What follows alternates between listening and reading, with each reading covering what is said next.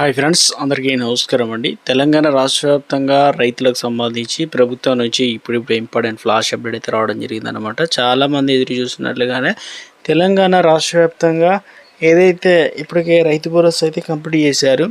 అయితే దీనిపైన మరోసారి ముఖ్యంగా రైతులకు సంబంధించి తెలంగాణ రాష్ట్ర వ్యాప్తంగా ఈ 3 అప్డేట్ అనేది చేసుకోవాలన్నమాట.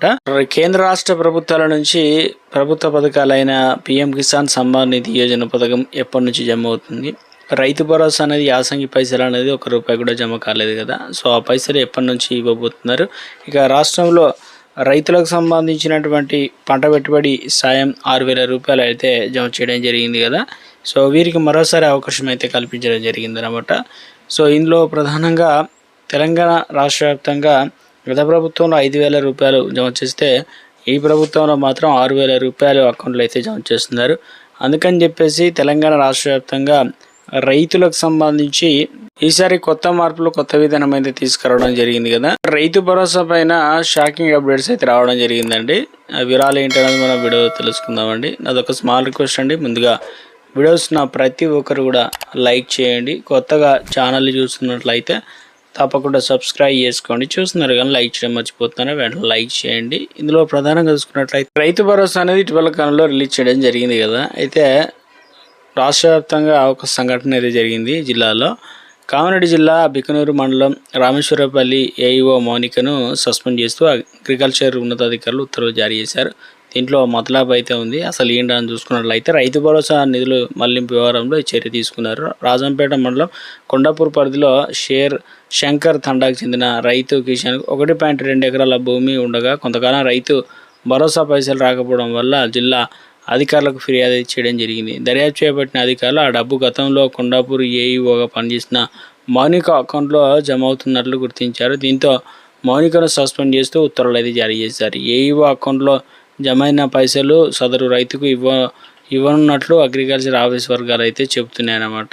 సో ఎవరికైతే రావాలో అవి రాకుండా వారి ఏఈఓ అగ్రికల్చర్ ఆఫీసర్లకు అయితే ఇలా వెళ్తున్నట్లుగా గుర్తించడం జరిగింది. రైతులకు సంబంధించి మరొక అప్డేట్ అయితే రావడం జరిగింది అనమాట. సో అందులో వచ్చేసి ఇక ఏదైనా ప్రమాదం జరిగిన, అకాల మరణం సంభవించిన, గుండె పగిలిన రైతుల కుటుంబాలకు ఆర్థిక కొండంత అండగా నిలిచేందుకు రైతు బీమా పథకానికి తీసుకురావడం జరిగింది గత ప్రభుత్వంలో. ఈ పథకానికి సంబంధించి రెన్యువల్ గడువు అనేది ముగుస్తున్న ప్రభుత్వం నుంచి ఎలాంటి కదలిక లేకపోవడం రాష్ట్రంలో లక్షలాది మంది అన్నదాతల్లో తీవ్ర ఆందోళన వ్యక్తమవుతుంది. ప్రతి ఏటా ఆగస్టు మధ్య నాటికి పూర్తి అవ్వాల్సిన ప్రక్రియ ఈసారి అసలే మొదలు కాకపోవడంతో పలు అనుమానాలకు తావిస్తుంది. ప్రతి ఏటా కూడా అత్యంత ప్రాధాన్యతతో నిర్వహించేటువంటి బీమా రెన్యువల్ ప్రక్రియ అనేది ఈసారి అసలు ఊసే లేకుండా పోయిందని చెప్తున్నారు.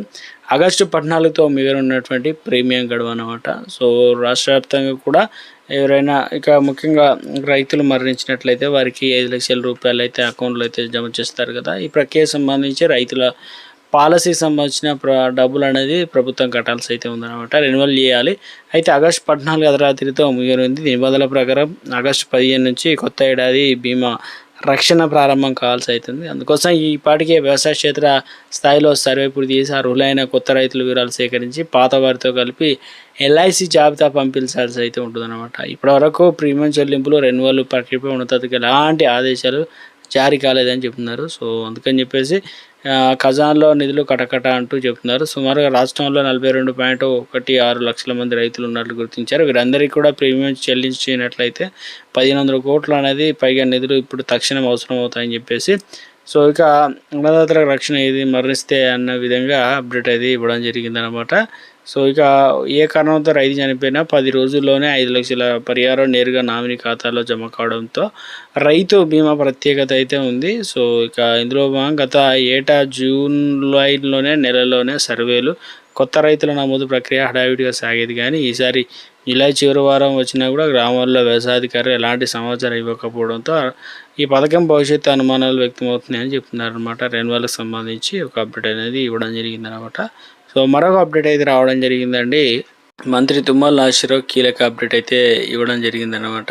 ఇందులో ప్రధానంగా చూసుకున్నట్లయితే ముఖ్యంగా రాష్ట్రంలో వర్షాభావ పరిస్థితులు అయితే దృష్టిలో ఉంచుకొని ఆయిల్ ఫామ్ సాగు విస్తరణకు మరింత దృష్టి పెట్టాలని చెప్పేసి వ్యవసాయాధికారులకు మంత్రి తుమ్మల నాగేశ్వరరావు కీలక ఆదేశాలు జారీ చేశారు. సో ఇందులో ప్రధానంగా రైతులకు అవసరమైన ఆయిల్ ఫామ్ మొక్కలు, డ్రిప్ ఇరిగేషన్ పరికరాలు కొరత లేకుండా చూడాలని స్పష్టం చేశారు.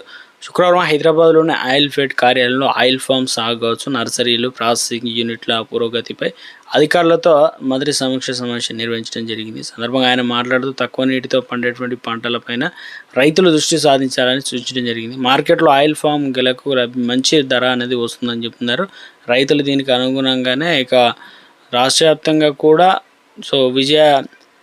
ఇక ఈ నూనెకి సంబంధించి మంచి ఏదైతే ప్రభుత్వానికి సంబంధించి ఒక బ్రాండ్ తీసుకురాబోతున్నట్లుగా చెప్తున్నారనమాట. సో ఇందులో విజయ బ్రాండ్ వంటల విక్రయాలు విస్తరించేందుకు కూడా ప్రామాణిక మార్కెటింగ్ వ్యూహాలు రూపొందించినట్లు చెప్తున్నారనమాట. సో రాష్ట్రంలో రైతుల ఆదాయం పెంచడానికి ఈ అప్డేట్ తీసుకున్నట్లు చెప్తున్నారనమాట. సో అదేవిధంగా పిఎం కిసాన్ సమ్మాన్ నిధి యోజన పథకానికి సంబంధించి కూడా తాజా అప్డేట్స్ అయితే రావడం జరిగిందండి. సో ఇక వీరికి డబ్బులు అనేది రాకుండా అలాగే నిలిచిపోతాయని చెప్తున్నారు. ఎవరెవరికి రావు ఈసారి ఏంటని చూసుకున్నట్లయితే మీరు ప్రధానమంత్రి పిఎం కిసాన్ ఏదైతే ఉందో సమ్మాన్ నిధి యోజన అని కూడా పిలుస్తాం. ఈ తదుపరి వాయిదా విడత అనేది 2,000 రూపాయల ఖాతాలో జమ అవుతాయి. ఇక పిఎం కిసాన్ 24వ విడతకు సంబంధించి ఎదురు చూస్తుంటే ముందుగా పిఎం కిసాన్ స్టాటస్ తప్పకుండా తనిఖీ అనేది చేసుకోవాల్సి అయితే ఉంటుందన్నమాట. ఇక అసంపూర్ణమైన ఈ కేవైసీ ఆధార్ బ్యాంక్ ఖాతా సమాచారంలో తప్పులు లేదా ఇతర సాంకేతిక సమస్యల కారణంగా రైతులు వాయిదాలు తరచుగా ఆలస్యం అవుతూ ఉంటాయని చెప్తున్నారు. ఇక ఈ కేవైసీ లేని వారికి కూడా పిఎం కిసాన్ డబ్బులు వేయమని కేంద్రం స్పష్టం చేయడం జరిగిందనమాట. సో అదేవిధంగా తర్వాత మళ్ళీ అధికారులు సంప్రదిస్తే కొన్ని నిలిచిపోయని చెప్తున్నారు. వాయిదాలు మళ్ళీ అకౌంట్లు బదిలీ చేస్తారు కాబట్టి పని కంప్లీట్ చేసుకునేందుకు మీ ఇంటి నుంచి లేదా మొబైల్ నుంచి కేవలం చేసుకోవడానికి ఛాన్స్ ఇచ్చారు.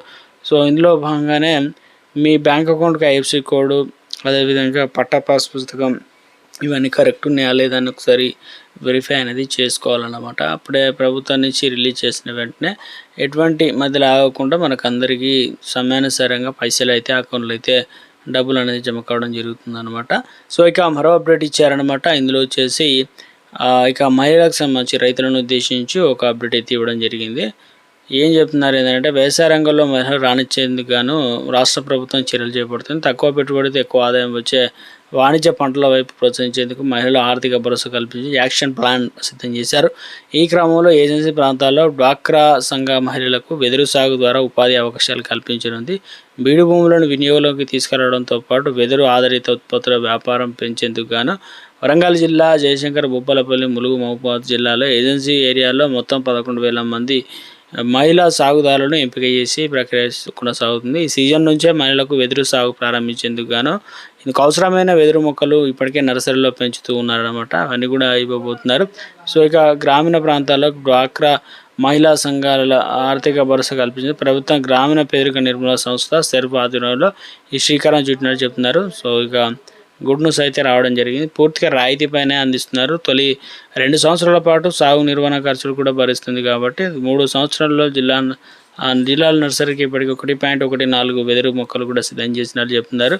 ప్రతి మహిళకు సాగుకు 15 గుంటల విస్తీర్ణంలో దాదాపు 60 వెదురు మొక్కలు కూడా అందించబోతున్నట్టుగా చెప్తున్నారు అనమాట. దీనివల్ల ఏమవుతుందంటే హస్తకళ ఇవన్నీ కూడా ఇప్పటికే రాష్ట్ర ప్రభుత్వం వీటిని ఒక వ్యాపారంగా ఉత్పత్తి చేయడానికి సిద్ధపడుతున్నారు వాణిజ్య పంటగా.